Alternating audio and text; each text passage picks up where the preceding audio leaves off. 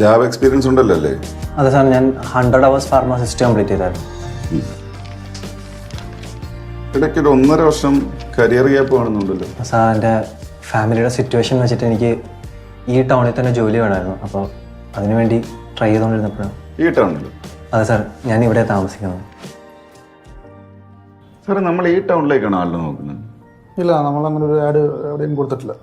നമ്മൾ ടൗണിലേക്കല്ല, കുറച്ച് out സ്റ്റേഷനൊക്കെ work ചെയ്യാൻ പറ്റുന്ന ഒരു ആളിനെയാണ് നോക്കുന്നത്.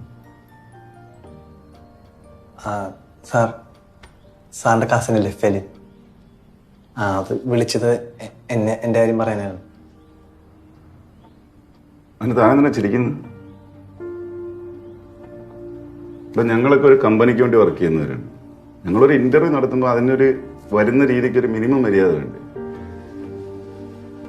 ഒരുമാതിരി ഷേവും ചെയ്യാതെ.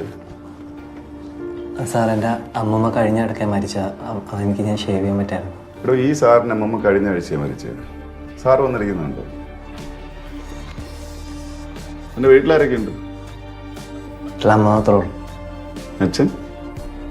അച്ഛൻ എനിക്ക് 7 വയസ്സുള്ളപ്പോൾ മരിച്ചു. അമ്മ എന്ത് ചെയ്യുന്നു? അമ്മ സ്കൂൾ ടീച്ചറാണ്. ബാക്കി പിള്ളേരെയൊക്കെ പഠിപ്പിച്ചു, സ്വന്തം മോനെ ഒന്നും പഠിപ്പിക്കാൻ പറ്റിയിട്ട്. ഇന്നത്തെ കാലത്ത് സെന്റിമെന്റ്സ്